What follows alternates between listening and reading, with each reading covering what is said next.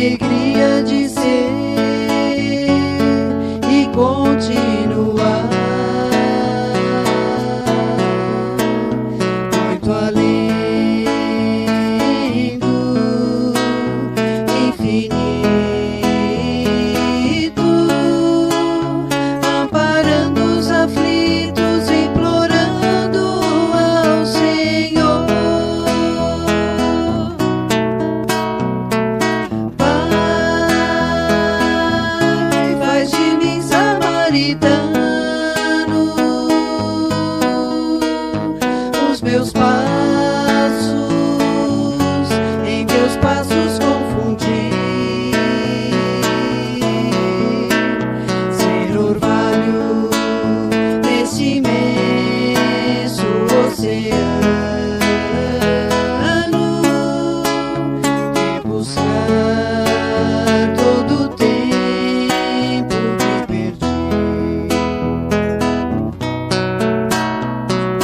Vejo na sublime arquitetura,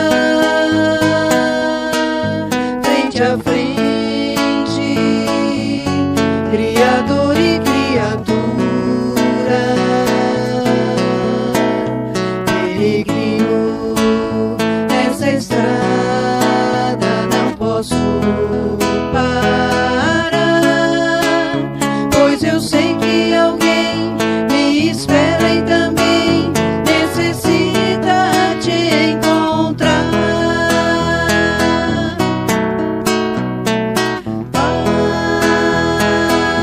Pai, faz de mim samaritano, os meus passos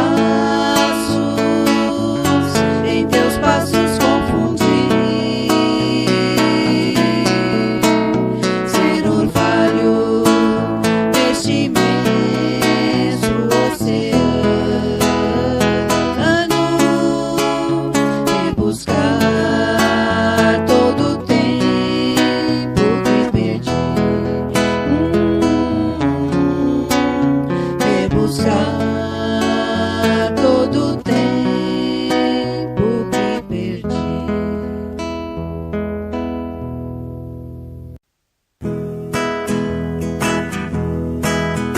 Doutrina de amor e luz, ciência, fé e consolação, prometida 2000 anos por Jesus, diretriz da humana perfeição.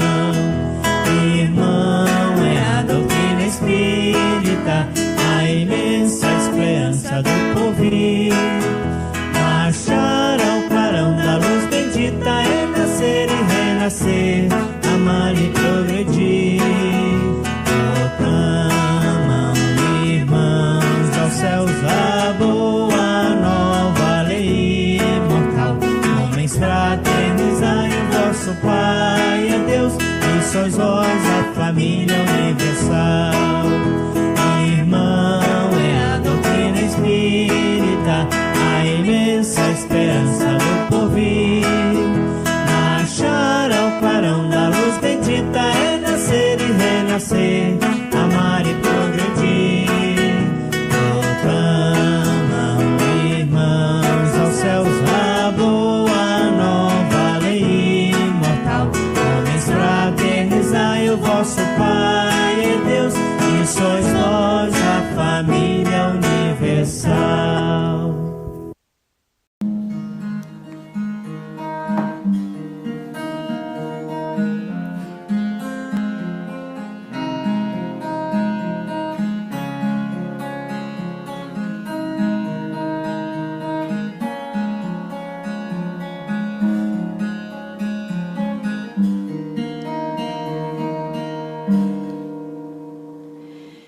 Isabel,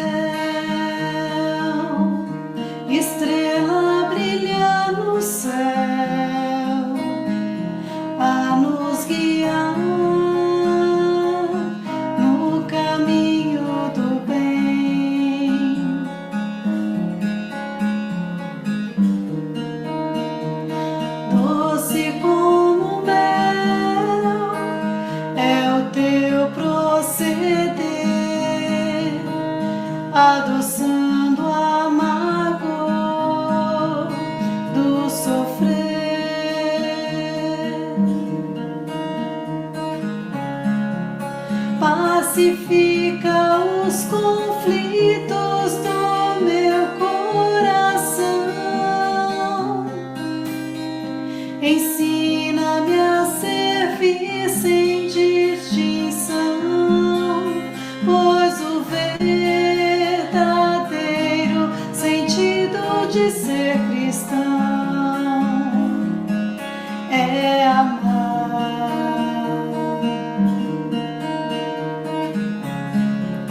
E um pão dado com carinho a quem sofre faminto é o desabrochar da flor em pleno inverno, é nascer o amor como Jesus nos ensinou.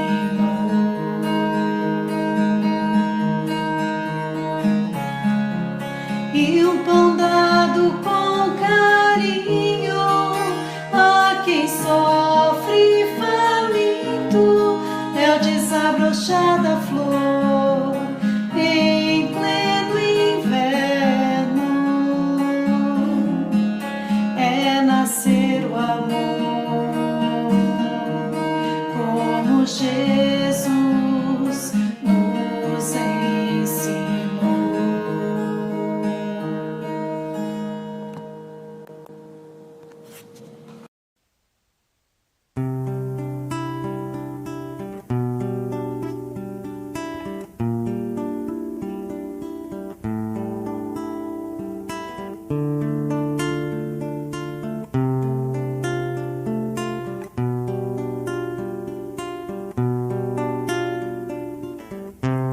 Fugir à mágoa terrena e ao sonho que faz sofrer, deixar o mundo sem pena será morrer. Fugir neste anseio infindo, a treva do anoitecer,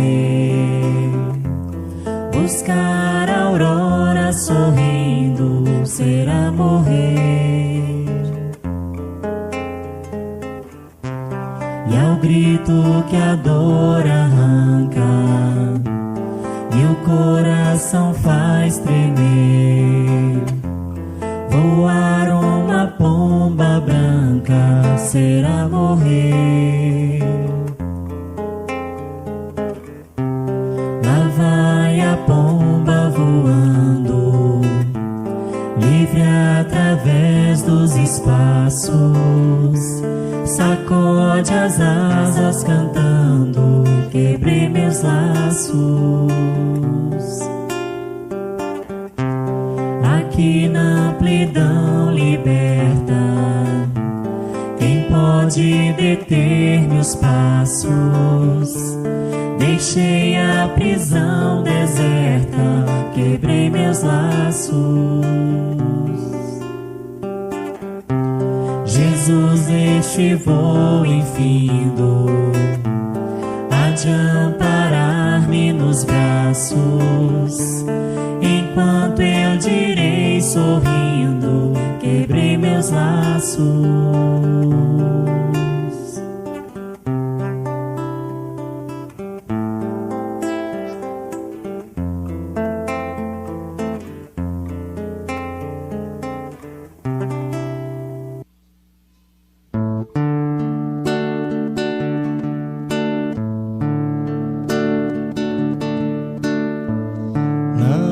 Estrada que devemos percorrer, bênçãos de amor e paz nós vamos encontrar, se dedicarmos aos caídos socorrer e de mãos dadas caminhar. Há tanta mágoa, tanto pranto e tanta dor, são corações cansados de tanto sofrer. necessitados de carinho e de amor, praticando bem, mais felizes vamos ser. O mundo é escola e juntos vamos aprender a cultivar a paz e a caminhar sempre servindo. Na caridade acendemos nossa luz, progredindo assim sob o amparo de Jesus. Laia, laia, laia, laia, laia, laia. Laia, laia, laia, laia, laia, laia. Laia, laia, laia, laia, laia, laia. Praticando bem, mais felizes vamos ser.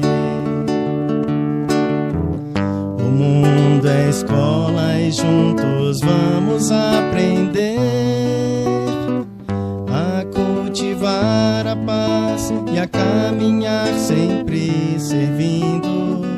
Na caridade acendemos nossa luz, progredindo assim sob o amparo de Jesus. Progredindo assim sob o amparo de Jesus.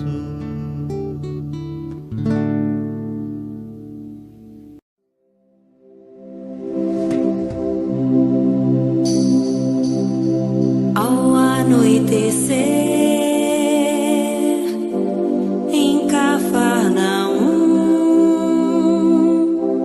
a casa de Pedro tão simples, casinha comum, se enchia de paz, repleta de luz, ouvindo as palavras eternas do Mestre Jesus. Vou me imaginar sentado ali entre João, Pedro, Tiago, André e Levi, à beira do lago de Genezaré, lançando na alma pra sempre sementes de fé. E eu tão criança ainda, naquele lugar, quem sabe Jesus me levasse para passear no quintal da casa de Pedro, à luz do luar, sentindo a brisa da noite, o perfume do mar. Dissesse pra mim, já é hora de você voltar. A gente se encontra de novo no seu evangelho no lar. A gente se encontra de novo no seu evangelho no lar. E eu tão criança ainda, naquele lugar, quem sabe Jesus me levasse para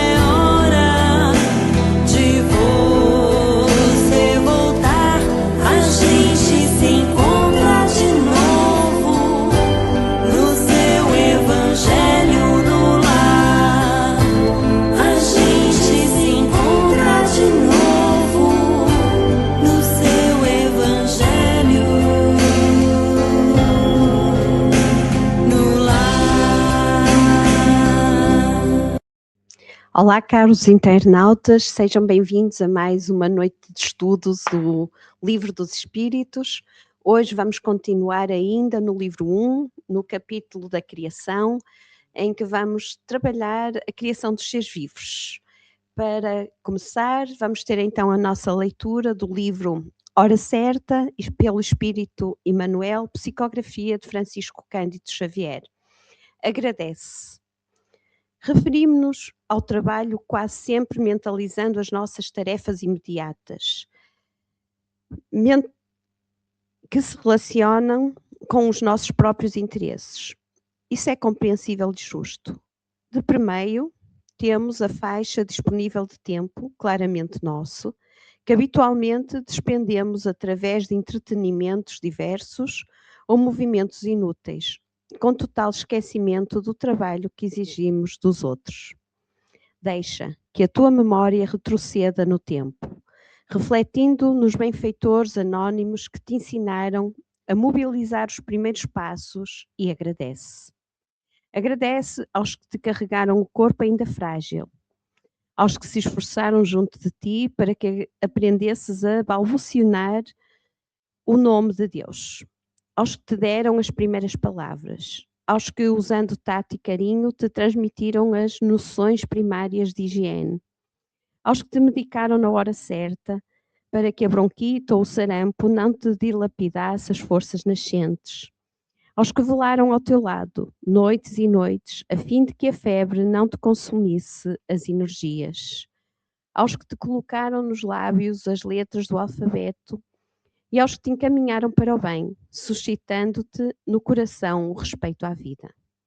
O trabalho que temos pela frente é de essencial prioridade e não deve ser adiado. No entanto, de quando em quando é importante raciocinar sobre o trabalho que reclamamos dos outros, a fim de que aprendamos a agradecer. E é justamente com o nosso coração pleno de gratidão que dirigimos o nosso pensamento a Jesus e a Deus Pai, nosso Criador, agradecendo pelo dia de hoje, pela oportunidade que nos foi dada nesta reencarnação, pela oportunidade de conhecermos a doutrina espírita que ilumina os nossos passos. Somos, Senhor, profundamente gratos. Agradecemos, Senhor, por todas as almas que podem, hoje e ao longo dos dias, escutar os ensinamentos que vão ser ministrados, que eles possam, Senhor, abrir novos horizontes, permitindo que almas que se encontram em sofrimento e em dor possam encontrar o consolo que esta doutrina nos traz. Dá-nos, Senhor, a força, a coragem, a determinação para continuarmos dia após dia a aprender um pouco mais e, sobretudo, a vivenciar o Teu Evangelho. Que a Tua luz seja conosco hoje, amanhã e sempre. Que assim seja. Vamos então passar à nossa palestra, passando ao nosso companheiro Joel, que vai ministrar o tema da noite. Muito obrigado, Paula. Muito boa noite a todos, sejam muito bem-vindos mais uma vez. E vamos dar continuidade ao tema de hoje, né, do nosso encontro, tema Criação, capítulo 2. Capítulo 3, Criação. Hoje nós vamos falar um pouco sobre a formação dos seres vivos, item 2. Bom, eu queria começar, antes de começar a entrar nas perguntas propriamente ditas, né, hoje nós vamos falar sobre a origem da vida, né, a origem dos seres vivos. No encontro passado nós falamos sobre a origem dos mundos, né, da formação dos mundos. Hoje vamos ver um pouco da origem da vida e da formação do nosso planeta, né, na visão da doutrina espírita. E eu não podia deixar de falar sobre a questão do conceito de ser vivo, né? O que que define um ser vivo? Então eu trouxe uma imagem que explica um pouco o que é necessário, o que é preciso de requisitos e requerimentos para algo ser considerado vivo. A gente sabe que uma coisa pode ser inerte, né, ou seja, ser não viva, como preferirem. Ela pode estar num estágio intermédio de quase vida, né, não está totalmente viva, também não está totalmente morta, né? E a gente tem o estado pleno da vida, né? Então tem esses três estados. E a ciência, ela contém alguns critérios, né, no longo de estudos da evolução, que identificam, né, essas transformações químicas e biológicas para enquadrar algo em estar vivo ou não, né? Então essa imagem, essa arte mostra aí 9 critérios, né, que são necessários na visão da ciência para que nós possamos considerar algo vivo. Então o primeiro deles aí é uma organização estrutural, né? O sistema, no caso, a vida, ela precisa de uma organização interna, estável e não aleatória, né? Então, por exemplo, ela precisa ter células, membranas, moléculas organizadas, tudo isso é preciso para uma estruturação da vida.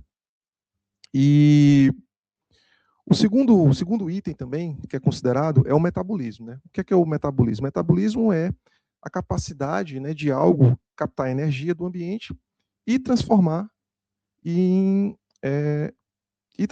energia para manter a sua estrutura. Então, a gente tem uns exemplos na natureza, né, como as plantas, por exemplo, que usam a luz do sol para fotossíntese, né, para fazer esse metabolismo, os animais que utilizam o alimento, né, para dar energia aos mitocôndrias, que são as nossas células, bactérias que usam os compostos químicos, enfim, nós temos vários exemplos para a questão do metabolismo. O terceiro item, né, e é um dos itens mais importantes, é a capacidade de homeostase, né? E o que seria a homeostase? A homeostase é a capacidade da vida de manter o equilíbrio, né, consoante o ambiente externo, as variações do ambiente externo. Então, a temperatura corporal, o pH, a salinidade, né, o nível de acidez, são todas propriedades que são necessárias, né, para manter esse equilíbrio. E do ponto de vista de equilíbrio, essa propriedade é importante, por quê? Porque a vida, como a gente conhece, né, a natureza, a vida, ela obedece a uma teoria que é a teoria do caos, ou seja, tudo na natureza ou na vida vai da ordem para a desordem, né? Isso é meio que um padrão. Só que a gente sabe que a vida, né, biológica, a nossa vida, ela meio que quebra esse padrão, né? Ela sempre sai da ordem e, de alguma forma, né, seguindo esses critérios e outros critérios, ela mantém essa continuidade, né? E de uma forma organizada, né, até o momento da morte. Então, a gente vai ver também, uma visão mais química e termodinâmica, como é que ela consegue fazer isso, né? Como é que a vida consegue ser uma exceção nessa questão. Um quarto critério é o crescimento, né? O sistema, no caso, o sistema biológico, ele precisa crescer, mas não crescer em termos de comprimento, de massa, né? Crescer significa reorganizar a matéria, né, de forma a seguir algumas instruções, não é isso? E o quinto atributo, né, é um dos mais conhecidos, é a reprodução, que é a capacidade de gerar cópias de si mesmo, né? No caso, a herança genética, né, as plantas também passando a sua descendência para as outras, né? Sétimo critério, nós temos aí um critério que é a evolução darwiniana, né? Bem estudada por Charles Darwin, né? A capacidade da vida de sofrer mutações, a capacidade da vida de sofrer a seleção natural, não é isso? O oitavo critério, a gente vê também a questão da resposta ao ambiente, ou seja, os estímulos, né? A vida, ela tem que ser capaz de detectar estímulos e reagir aos estímulos, né? Por exemplo, as plantas, algumas plantas, elas se orientam sempre na direção da luz, né? Para poder justamente realizar a fotossíntese, né? Então, algumas bactérias, por exemplo, elas se movem em direção a nutrientes, não é isso? Então, esses 9 critérios, eles são importantes por quê, né? Porque quando a gente fala de vida, a gente sabe que a ciência hoje, ela procura vida fora do nosso planeta, né? Procura vida, tanto vida inteligente como vida microscópica, né? Então, é a procura incessante da vida, né, para saber, para responder a pergunta se nós estamos sozinhos aqui no universo. E é importante a gente saber definir bem o que é ser vivo, o que é vida, porque quando a gente vai procurar, a gente precisa saber o que estamos procurando, né? Porque o que é considerado vida? É uma bactéria, é um ser microscópico achado fora do planeta, né? Ou uma raça, né? Uma raça inteligente, né? Então, esses critérios são importantes. Agora, do ponto de vista mais moderno da ciência, né? A vida é um conceito um pouco complexo da gente analisar, né? Então, no caso, a vida ela funciona como um sistema antientrópico. E esse conceito é difícil. Então, no caso, é um sistema auto-organizado capaz de manter a baixa entropia local através do consumo contínuo de energia. Ou seja, a vida luta constantemente contra a desordem. Foi o que eu falei, né?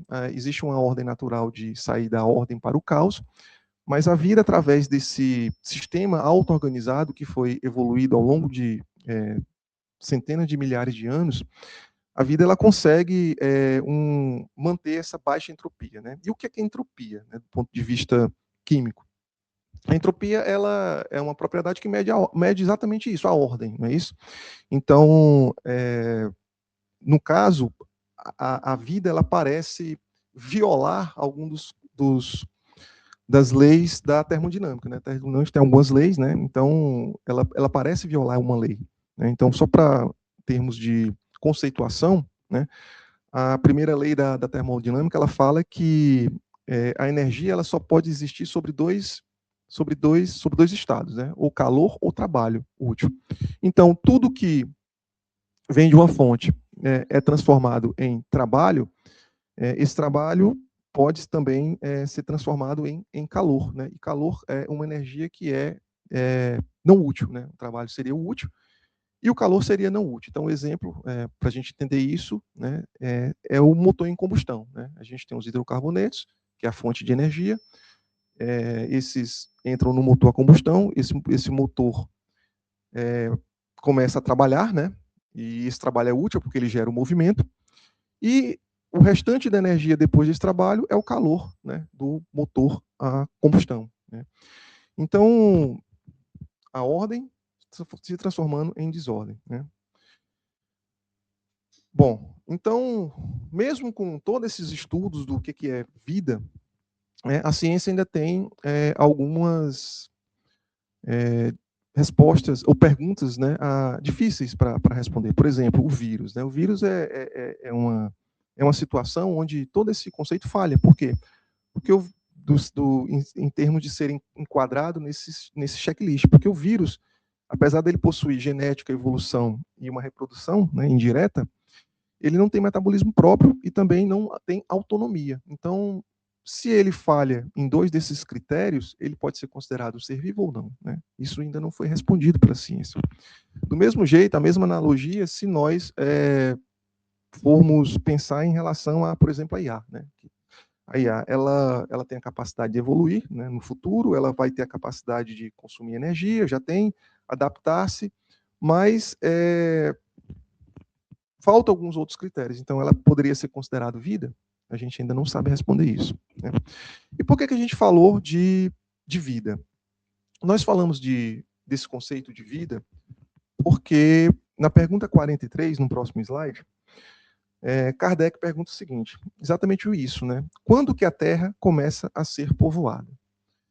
E reparem que agora ele se refere à Terra, ou seja, a origem da vida no planeta, né? Não mais nos mundos, mas no planeta. E a resposta da espiritualidade foi a seguinte, que no começo tudo era caos. Os elementos estavam em confusão e pouco a pouco cada coisa tomou seu lugar. Então apareceram os seres vivos adequados à condição do planeta, né? Então vemos aí o termo ser vivo, né? Bom, a gente vai passar por essa pergunta, né, estudando um pouco a origem de formação do planeta. Mas antes disso, né, na própria resposta fala que no começo tudo era caos, ou seja, os elementos eles pareciam estar desordenados ali e pouco a pouco, na evolução, né, do planeta, nas condições do planeta, essa vida começou a aparecer, né? Então vamos entender um pouco isso. Essa evolução, né, é o conceito de panspermia química, né, que é a vida vindo dos elementos, né, que a Terra primitiva recebeu, esses elementos, água, minerais e compostos orgânicos, né, do espaço mesmo, né, dos cometas que traziam esses elementos, e através dos processos de formação da Terra, né, o vulcanismo, as argilas, o ciclo de depósito de CO2 que nós vamos ver, essa vida, né, pôde eclodir, né? Claro que uma vida ainda no início muito primitiva, mas aos poucos, né, a gente vai ver aí a evolução. E também, essa é a hipótese, né, que é a panspermia química, é a hipótese que a ciência aceita hoje, é mais plausível pelo fato de ser bem apoiada, bem estudada, né, baseada em evidências geológicas, inclusive. Mas existe uma outra hipótese, nós vamos falar dela, que é a panspermia biológica, onde a vida ela também veio do espaço, mas ela já veio a vida em si, né? Não só os elementos que foram origem para a vida. Então, no próximo slide nós temos essa imagem aí, e essas imagens elas representam as fases de evolução do nosso planeta, né? Ao longo de bilhões de anos, né? Então, essa aí é a primeira fase, é a fase onde se deu há 4,56 bilhões de anos, né? E era a fase 1, fase de formação planetária, né? Nessa fase, nós não tínhamos oceanos, nós não tínhamos continentes, atmosfera, nada, né? A gente só tinha realmente a Terra ali, numa condição bem crua, a gente pode falar dessa forma, onde tudo era fogo, rocha, metal e energia. Era exatamente o planeta na sua forma mais bruta, não é isso? Então, nessa época, né, a geologia ela tinha um nível extremo, né? Os magmas, os impactos, os gases a vapor, o vulcanismo, né? O núcleo da Terra estava sendo formado e tudo era muito extremo, ou seja, era completamente instável.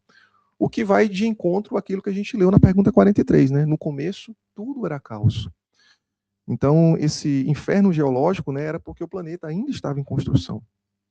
E nós temos uma obra do Emmanuel, A Caminho da Luz, que fala especificamente dessa fase, né? Eu vou lê-la aqui. Laboratório de matérias ignescentes, o conflito das forças telúricas e das energias físico-químicas opera as grandiosas construções do teatro da vida, no imenso cadinho onde a temperatura se eleva, por vezes, a 2.000 graus de calor, como se a matéria, colocada num forno incandescente, estivesse sendo submetida aos mais diversos ensaios para examinar-se a sua qualidade e possibilidade na edificação da nova escola dos seres. Caminho da Luz, Emmanuel. E é exatamente isso, né? Exatamente essa descrição da primeira fase de formação do planeta. Passando para a próxima fase, né? Antes de passar para a próxima fase, na arte eu coloquei aí os 9 itens de checklist para sabermos se nós já tínhamos vida ou não, né? Em cada fase, a gente vai passar por esses checklists. E nessa fase, obviamente, todos os requisitos estão ausentes, né? Obviamente, impedindo a eclosão da vida. Na próxima fase, no próximo slide, mostra aí a Terra, né, há 4,45 bilhões de anos, num processo que nós chamamos de arrefecimento, né? A Terra, as condições climáticas começaram a resfriar. E essa fase é interessante porque, além do resfriamento do planeta, né, que permitiu a origem e a formação dos primeiros oceanos, nós também temos aí nessa fase a origem da Lua, né, que é tão importante para manter a estabilidade do planeta. Então, nessa fase, o planeta começou a ficar mais estável, né, a atmosfera começou-se a criar ali uma atmosfera primitiva, né, as chuvas eram extremamente torrenciais, mas o fato é que, consoante a tudo isso, a Terra ela conseguiu reter a água líquida em forma de bacia oceânica. E essa é uma das condições essenciais para a formação da vida, ter água líquida, né? E a água líquida, ela transforma qualquer planeta em formação hostil e estável, né? E prepara para uma vida futura. É o laboratório da vida. E continuando aqui com o livro A Caminho da Luz, tem um trecho que fala exatamente sobre essa fase 2. O trecho fala o seguinte: nessa comutação de valores cósmico em que laboram os operários da espiritualidade, sobre a orientação misericordiosa do Cristo, delibera-se a formação do satélite terrestre. O programa de trabalhos a realizar-se no mundo requeria o concurso da Lua, nos seus mais íntimos detalhes. Ela seria a âncora do equilíbrio terrestre nos movimentos de translação que o globo efetuaria em torno à sede do sistema, o manancial de forças ordenadoras da estabilidade planetária. E, sobretudo, o orbe nascente necessitaria da sua luz, polarizada, cujo suave magnetismo atuaria decisivamente no drama infinito da criação e da reprodução de todas as espécies, nos variados ritmos da natureza. É exatamente isso. Na fase 3, e nesse momento também, nós não temos ainda o checklist para a vida. Nós temos aí o primeiro item, que é a organização, ainda muito ainda parcial, né? Ainda muito primitiva, essa organização aí estrutural da vida. No próximo slide, que é a fase 3, nós temos o evento aí da panspermia química, aquilo que a gente já falou, né? Onde a Terra, nesse momento, ela era constantemente bombardeada por asteroides, cometas, né? E que continham esses elementos fundamentais para a vida, né? Então, os cometas, eles traziam a matéria-prima para a formação da vida, que era a matéria prebiótica, né? Antes da vida. Então, recentes estudos que a NASA fez do asteroide Bennu, né, mostraram exatamente, revelaram alguns desses aminoácidos que são essenciais, né, mostrando que essas moléculas, esses aminoácidos, né, todos esses elementos, né, iam ser fundamentais para a formação dos primeiros RNAs, né, e posteriormente os DNAs das células. Bom, na fase seguinte, nessa fase, nós também ainda não temos vida, obviamente. Na fase seguinte, é a fase 4, né? A fase onde a vida ela começou a se organizar de uma forma mais estruturada, né? Nessa fase, a Terra, né, depois desses bombardeios, ela começou a concentrar, né, nas fontes hidrotermais, nas lagoas, né, nas argilas, as primeiras moléculas, né, que vão dar origem à formação dos primeiros seres.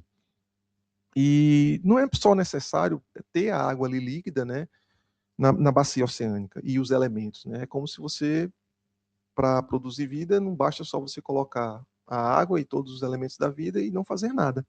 Você tem que ter ali uma concentração desses elementos na proporção certa.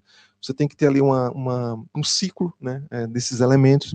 Então é mais complexo. E a geologia da Terra primitiva permitiu isso, né? Ela oferecia vários fatores na época que permitiam que essas moléculas, e esses elementos, eles se desenvolvessem, né? Então eram as fontes hidrotermais, como eu já falei, né? As lagoas vulcânicas, os campos hidrotermais, então todas as evaporações. Então, alguns desses elementos, né, foram primordiais. Nessa fase, que foi a fase entre 4,2 e 3,8 bilhões de anos, no nosso checklist da vida, nós temos aí também a ausência ainda, apesar de nós termos as primeiras moléculas, mas o primeiro item está completo, que é a organização estrutural, né, para a criação. Continuando no próximo, na fase, que é a fase 5, né, nessa fase, sabemos que para ter vida não é somente necessário esses elementos, esses aminoácidos, é preciso ter uma informação transmissível, né? E aí eu estou falando já mais da parte de herança mesmo, né? Da transmissão da informação. E a vida encontrou um meio de fazer isso, né? Nessa fase, as moléculas elas começaram a ter a capacidade de armazenar essas informações e, além disso, né, copiar essas informações para as outras moléculas. E isso foi importante, porque isso foi o início, né, o gatilho para a formação do RNA, né, que é tão importante para o conceito da vida, né, o RNA mensageiro. Então, nessa fase, onde os polímeros, né, e essas informações começaram a ganhar padrões, né, padrões de transmissão, padrões de cadeias, né, as cadeias começaram a se organizar de uma forma mais complexa, apareceu aí a primeira noção de RNA primitivo. Nessa fase, vários itens começam a aparecer já, né? A gente já tem aí o metabolismo, a gente já tem principalmente a hereditariedade, que vai dar condições para a evolução, não é isso? E também a questão da reprodução, né? Os outros itens, homeostase e crescimento, resposta ao ambiente e estímulos ainda estavam no porvir. Continuando na sexta fase, que é a penúltima fase, essas moléculas, né, essa vida, como a gente conhece, começou a se organizar de uma forma separada, dentro e fora, e nessa fase nasce a primeira individualidade biológica, né, as células, as moléculas ganham as membranas, as primeiras membranas, que são importantes ali, é um marco para poder a gente, que é chamado compartimentação, né? E essas membranas, elas foram responsáveis para conter, né, os primeiros lipídios, as primeiras células, né, as primeiras moléculas mais complexas, né, as vesículas de informação. Então, esses agregados, essas camadas foram importantes para isso. Nessa fase, nosso checklist já tem bastante coisa preenchida, né? No caso aí, o item 1 está completamente presente, né, que é a organização estrutural complexa da química e as moléculas, e as outras estão em andamento. Na fase 7, né, a última fase dessa formação, nós temos aí as primeiras e verdadeiras moléculas. Essa fase, né, a gente tem aí já boa parte do nosso checklist completo, né, e provavelmente aconteceu entre 4,1 e 3,7 milhões de anos. Passando para o próximo slide, ele é um slide apenas que mostra essa linha do tempo, né? Desde a formação da Terra, né, passando pelos dinossauros, né, e até o surgimento do homem, né, do ser vivo em si. E foram várias eras, né? A gente tem a era cenozoica, mesozoica, cada era teve um marco característico da era, né? Há 65 milhões de anos nós tivemos o dinossauro, há 65 milhões de anos os dinossauros foram extintos, né? Que deu possibilidade do surgimento das primeiras plantas, né? E os primeiros grandes mamíferos e posteriormente o homem. Continuando. Agora a gente vai para a pergunta 44, né? Depois de ter passado por todas as fases de formação geológica do planeta, Kardec pergunta de onde vieram os seres vivos, né? Então, a resposta foi o seguinte: a Terra, ela continha os germes que esperavam um momento favorável para se desenvolverem. Os primeiros orgânicos se agruparam quando cessada a força que o mantinha distanciados, e formaram os germes de todos os seres vivos. Esses germes permaneceram em estado latente e inerte, como a crisálida e as sementes das plantas, até o momento propício para a eclosão de cada espécie. Então, os seres de cada espécie se reuniram e se multiplicaram. Então, aqui nessa resposta, né, a espiritualidade ela reforça a questão da panspermia biológica, né? Então, o surgimento da vida, né, ela já estava lá. Ela estava esperando o momento certo, né? Aí remete à pergunta 43, esperando o momento certo, depois que cada coisa tomou o seu lugar para eclodir, né? Para o ser vivo aparecer. E a gente já viu essa arte, dessa imagem no encontro passado, mas ela reforça, né, essa teoria da panspermia biológica, né? Onde a vida mesmo, não só os elementos da vida, mas a vida mesmo em formato microbiótico, né, veio do espaço. E esse meteoro, né, dos vários meteoros que existem, o ALH 84001, ele é um dos mais famosos, meteoros mais estudados, porque ele trouxe várias respostas e, ao mesmo tempo, perguntas para a ciência, né? Esse meteoro ele veio de Marte, ele é um dos mais antigos que existem, né? A data dele é de mais ou menos 4,09 bilhões de anos, na época onde Marte tinha atmosfera, tinha água líquida, né? E ao analisar esse meteoro, né, os cientistas observaram alguns formações de estruturas semelhantes a bactérias que nós encontramos aqui na Terra, esporos, né? E abriu-se a discussão. Bom, se nós observamos essas estruturas, será que naquela época já existiam bactérias e seres microscópicos, né? Então, ele é importante estudar esse meteoro, é importante por isso. Ele reforça a teoria da panspermia biológica, né? Onde a vida chegou na Terra através, por exemplo, de Marte, né? Na próxima pergunta, que é a pergunta 45, Kardec pergunta o seguinte: onde estavam, né, os elementos orgânicos antes da formação da Terra? E a resposta da espiritualidade foi exatamente a referência da panspermia biológica, né? Eles encontravam-se, por assim dizer, em estado de fluido no espaço, em meio aos espíritos ou em outros planetas, aguardando a criação da Terra para começarem a nova existência em um novo globo. E é exatamente isso que a gente viu, né? Primeiro, a Terra ela precisou passar por um laboratório geológico, laboratório divino também, né? Orientado por todos os espíritos superiores, esperando um momento certo, né? E aguardando que esse germe florescesse. Germe esse que pode ter vindo do fluido do espaço, né? Do fluido cósmico universal, tema dos nossos próximos encontros, né? Ou de outros planetas propriamente dito. E Kardec fez essa pergunta porque, na época, uma das coisas que a ciência discutia era essa questão do aparecimento da vida do nada, né? A geração espontânea.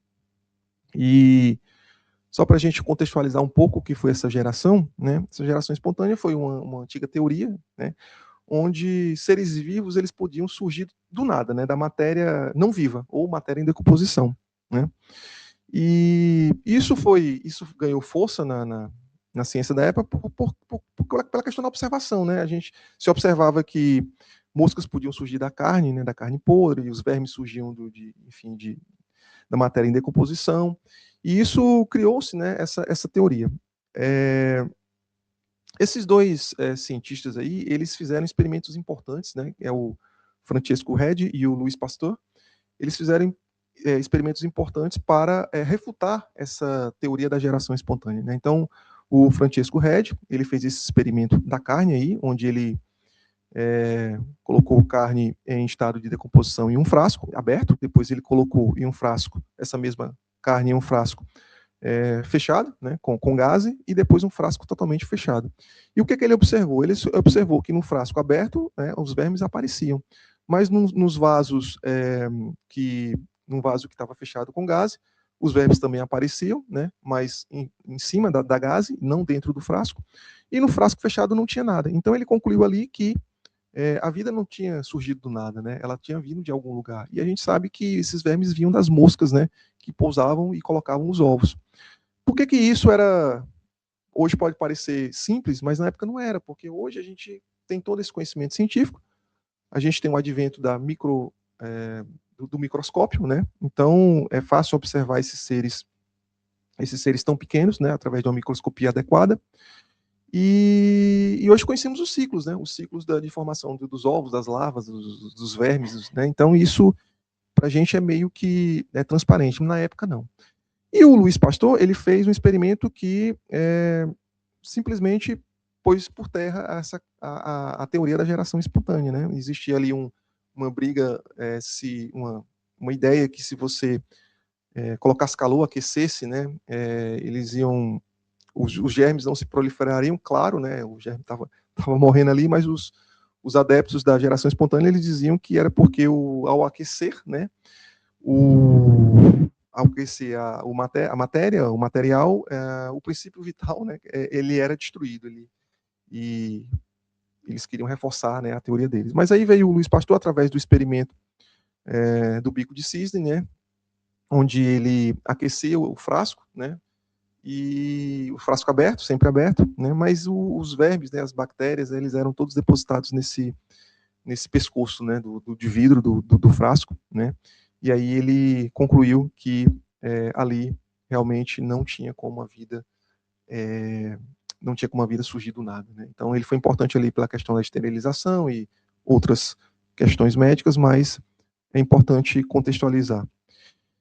E após essa contextualização da geração espontânea, né, que é diferente da abiogênese, né, a biogênese que a gente falou, né, na formação da Terra, é a teoria onde a vida ela veio mais de matéria primitiva, né, do espaço, né, através de aminoácidos, moléculas. A geração espontânea não, ela vinha mesmo do nada. Então, a pergunta 46, Kardec pergunta o seguinte: entretanto, há seres que nascem espontaneamente, ou seja, ele queria confirmar, né, ou refutar a teoria da geração espontânea. E a resposta é o seguinte: sim, mas o germe primitivo já existia no estado latente. Sois todos os dias testemunhas desse fenômeno. Os tecidos do ser humano e dos animais não contêm os germes de uma multidão de vermes que aguardam para eclodir a fermentação pútrida necessária à existência deles. É um mundo pequeno que dormita e se cria. De novo, a espiritualidade ensinando, né, e mostrando que esse estado, né, de vida latente ele já existia, só que a ciência não conseguia enxergar ainda.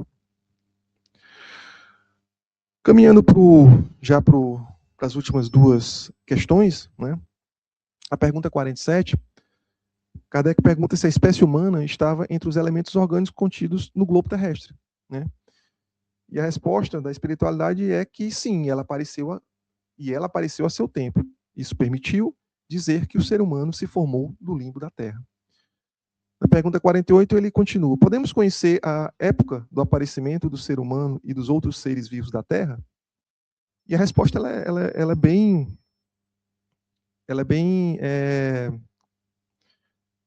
esquisita, porque a resposta ela fala: não, todos os cálculos humanos são quiméricos, mas esquisito do nosso ponto de vista, né? Porque, veja, nós falamos aí da formação da Terra, geológica da Terra, né? Falamos de bilhões de anos, os períodos, o ardiano, né? Toda aquela questão da evolução.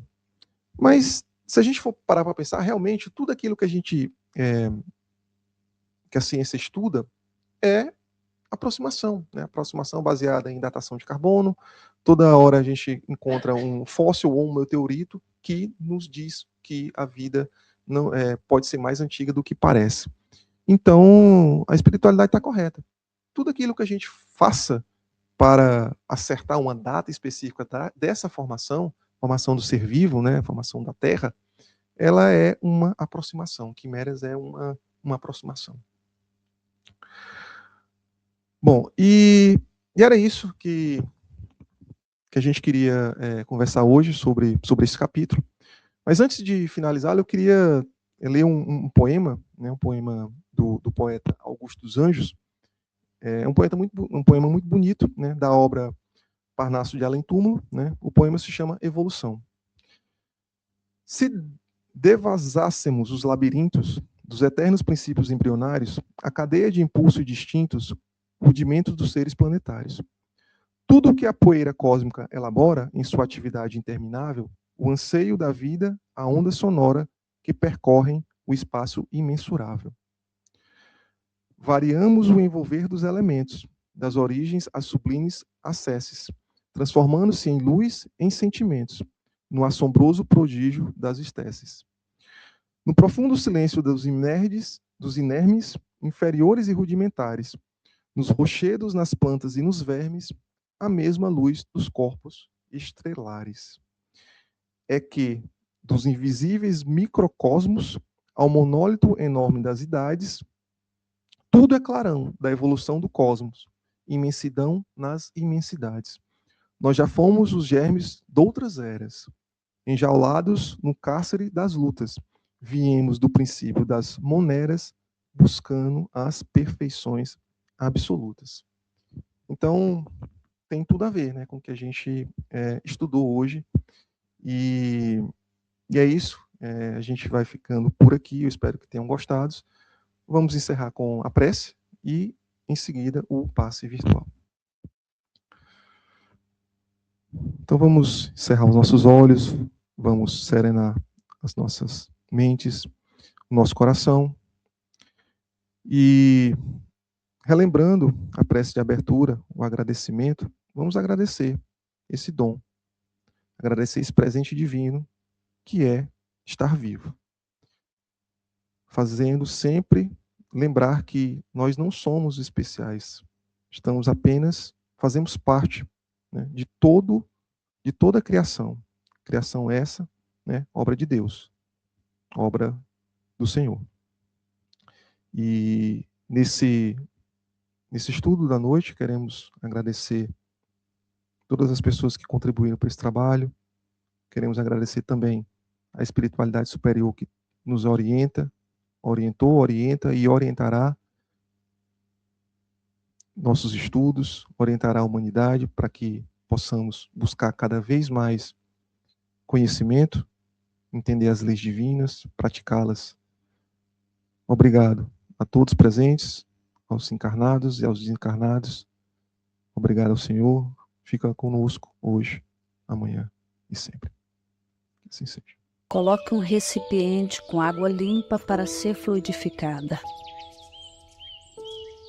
Irmãos, não importa aonde você está, quais as dificuldades que está enfrentando, Jesus está sempre pronto para vir em nosso socorro. Coloque-se de maneira confortável, que lhe facilite a concentração e a receptividade. Respire lenta e tranquilamente. Inspire, expire. Inspire, expire. Encha seus pulmões de ar e solte bem devagar. Deixe que energias de tranquilidade e paz penetrem seus pulmões, circulem por todo o corpo. Sua alma, em harmonia com o corpo, se sente tranquila e em paz. Mentalizemos a passagem de Jesus. Dia claro, os raios dourados do sol iluminam a paisagem alegre de Cafarnaum. Casario branco, trepadeiras multicoloridas e pássaros saltitantes enchem a paisagem de otimismo. A notícia das curas atraía a multidão dos necessitados. Subitamente Jesus aparece, esguio e belo. A túnica desce-lhe até os pés. Ao pôr do sol, todos os que tinham doentes atingidos de males diversos traziam-nos, e ele, impondo as mãos sobre cada um, curava-os. Assim narra o evangelista Lucas. Mentalize Jesus se aproximando de você. Ele impõe as mãos amigas sobre a sua cabeça. Perceba que de suas generosas mãos cai uma cachoeira de águas claras e puras, vindas do seu amor a te banhar.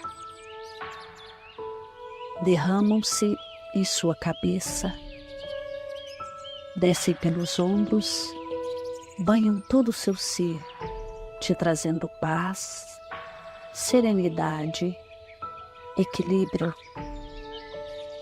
Limpam todas as impurezas e te pacificam. Sinta estas águas te banhando, limpando. Respire. Mentalize agora Jesus como sol diante de você. Sua luz, seu calor te envolve. Sinta as energias curadoras que emanam do Cristo em sua direção. Ele ouve as suas preces. Confie nele. Seu amor é infinito e te acompanha e protege, oferecendo de tudo que necessitas. Confie. Absorva as energias curadoras de Jesus. Sua luz te envolve. Sinta essas energias percorrendo todo o seu corpo. Sinta-se fortalecido e em paz. Senhor Jesus, divino amigo, estende as tuas mãos generosas, Senhor, e transforma estas águas em remédio para os nossos males físicos e espirituais. Guarda-nos, Jesus, em sua paz. Estende as vibrações de amor em benefício do meu lar, Senhor. Que aqui possa reinar a paz, a saúde, a tranquilidade. Nós lhe rendemos graças, Jesus. Fica conosco hoje e sempre. Graças a Deus. Faça uso da água fluidificada. E assim terminamos mais um estudo, desta vez sobre a formação da vida na Terra, e fez-nos viajar até aos primórdios, mostrando a importância da vida para nós. Contamos convosco na próxima semana para darmos continuidade ao estudo do Livro dos Espíritos. Que a paz de Jesus fique no coração de todos. Vou passar ao Joel para ele se despedir de todos. Obrigado, Paula. Boa noite a todos, espero que tenham gostado. E aguardamos todos no próximo encontro. Obrigado e até lá.